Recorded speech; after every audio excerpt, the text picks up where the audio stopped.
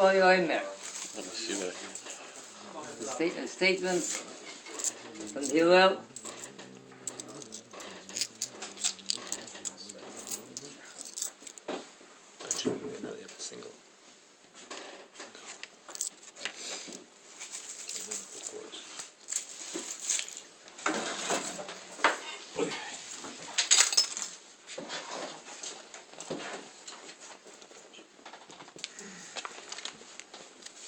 I'll tell my daughter.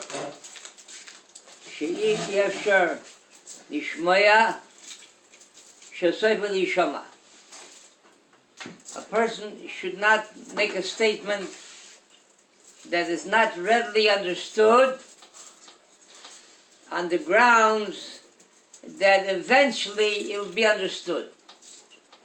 If at the outset, when the statement is made, unless it's something that can be digested and understood, even though it will eventually be understood, from this there can arise all sorts of confusion and all sorts of problems.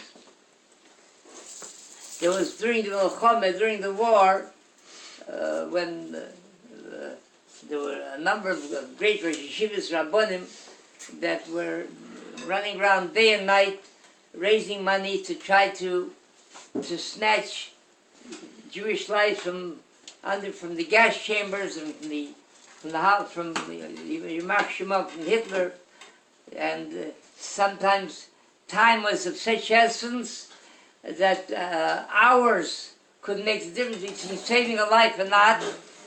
So they would drive even on Shabbos. They were driving on Shabbos to raise money for this goal, to get it to the right, right authorities, to pass it through and save lives.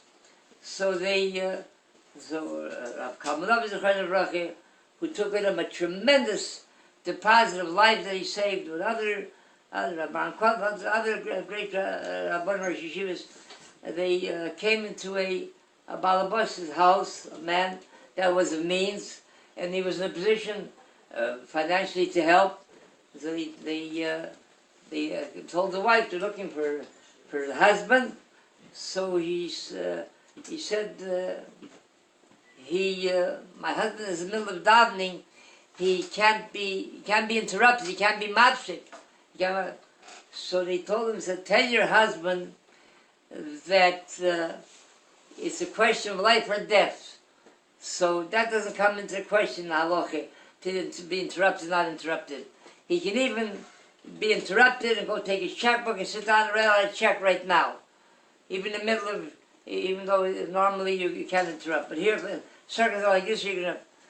So the husband, who was in the middle of davening, is holding close to Shemini or Krishma, he overheard this, and he said, he told his husband, tell the Rabbonim that if I can speak, if I can interrupt, tell them I'm not giving. So you have to be very careful what to say. It also falls in line with the Chazal tell us, Kishem shekibal tischar al ha-prishe, kach kibal tischar al ha-drishe. Just like I'll be rewarded for the Torah that I learned and that I created. So when it was a time and place for it, so by the same token, I'll be makabel chal appreciate when there are times when I shouldn't say anything, I should remain silent. So for that alone, even though I had what to say, and it was here prepared, but it's not the place for it, and from that it won't serve a purpose. It might even bring out confusion. The result. So I'll receive reward for remaining silent. And there was Rebbe Nochum of Hordenka, so they came.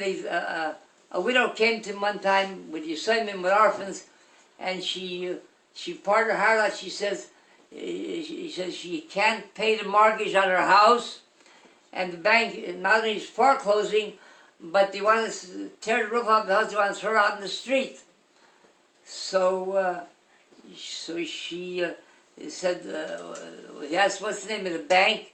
He told her the name of the bank, with the bank president and everything. So he knew by reputation that this bank president was nobody to talk to. He would fall on deaf ears. He was a Yid. So he picked himself up, and he went to his house, and he knocked on the door, and he said he wants to see Mr. So-and-so, the Balabos, or Rebbe Ephraim so-and-so. So we invited him in, and he said, take a seat, he'll be right out. He comes out, and the Rebbe Nochum sits there. He says, and he sits. So he says, what can I do for you? He says, I can't tell you. He says, so why did you come? He said, because if I'll tell you what I came for, he says, you won't respond anyways. He says, just like it's a mitzvah to speak up when it will bring results, it's a mitzvah to remain silent. So he says, what do you mean? You came to me, tell me what it's about. He says, no, I can't. I'm not allowed to. He said, because I know you won't listen. And so he's arguing with him. He says, please, his curiosity is eating away at him. He wants to know what it is that he thinks he won't do. So he said, I'll tell you what it is. He says, a widow with orphans. In the winter, there's snow outside. You're going to take him, put her out in the street? Where's your heart? He says, Rebbe, what should I do?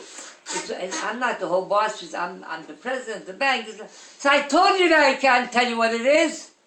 So was, even by not speaking, he accomplished more than by speaking. So was that they didn't foreclose and they let her live there. Also, in the same category, I had a funeral here a number of years ago. There was a Yid who he had a firing range. He taught people how to use a rifle. There was a shooting incident here in Shoyoshuv on Shabbos. They shot some rounds into Shoyoshuv on Shabbos. So they came running to me. What should we do? I said, the police, forget about it. Nothing. They'll make investigations. They'll fill out duplicates and triplicates and parts on the parts. Go inside. Go into the garbage. I said, is there anybody here that wants to learn how to use a rifle? So he said, yeah. A couple of them came forward. They said, certainly. Who came forward? Talmid Chachamim. They looked like yeshiva-like with beards. And the one, so we looked in the Casper shopper. We found in the Fremont Center a firing range. They made an appointment. They went down there. Fremont Center is a rock-ribbed anti-Semitic community. So they went down there, and when they come down there, it's very finsterwegen. They take a look, who's the instructor? A George something. I forgot his last name. He was a real typical backwoodsman. Not a tooth in his mouth, with a ponytail, a flannel plaid shirt, and they took a look at him. He's going to instruct them. But as soon as he saw these young guys, he says to them, Shalom Aleichem, my name is Chaim Gedalia. He was dumbfounded. He told them, sit down. They told him what they came for. He said, I'll tell you a story. He said, during the 6-Day War, he says, I worked for the Pentagon in the munitions depot. 73. And he said, we got an order to send to Israel 100 flechettes. A flechette is a weapon that devastates an area, a tremendous area it devastates. It shoots arrows from all sides, it devastates. So he said, I took my men, we sat down, and we inspected each flechette that we're going to ship to Israel, and we made sure it's operational. And those that were defective, we made an X on it and put it aside. He said, a couple of days later, a week later, the State Department, with their even-handed policy, said he got an order to ship to Egypt, also 100. So he took all these 100 that had an X on it, he went off the X's, those that were defective, and he sent them to Egypt. Imagine how many lives, how many Jewish lives this man saved, what a schus he had. So he passed away maybe about 4 years after this story, and I